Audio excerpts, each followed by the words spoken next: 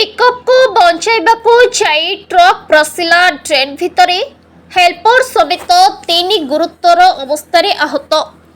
Truck पसिला drain भितर helper समेत 3 गुरुतर घटना हेउछि तप्तपाणी घाटी निकट बेलगड़ गाँ निकटरे।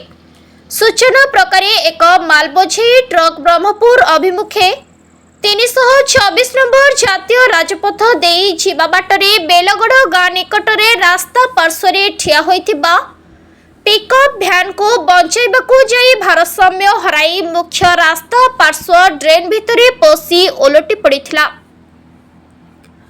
फलरे ट्रक रे थिबा हेल्पर गोड़टी ट्रक तले चापी होई रहितिबा बेले बेलगड़ गाँ भितरु बाहरुथिबा आई नातुणी को माड़ होइथिला।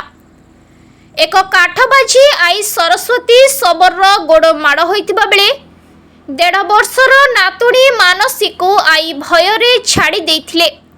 फलरे छुआटी तले पड़ी कचाड़ी होई गभीर आघात लागिथिला। उभय आई और नातुणी को 108 एम्बुलेंस जोगे दिगपहंडी मेडिकल को पठा जाइतिबा बेले हेल्पर को अग्निशम विभाग द्वारा उद्धार करी दिगपहंडी मेडिकल रे भर्ती करा जायछि। घटनास्थल रे पाटपुर पुलिस पहुंची तदंत जारी रखिछि। ब्यूरो रिपोर्ट प्रेरणा न्यूज टुडे।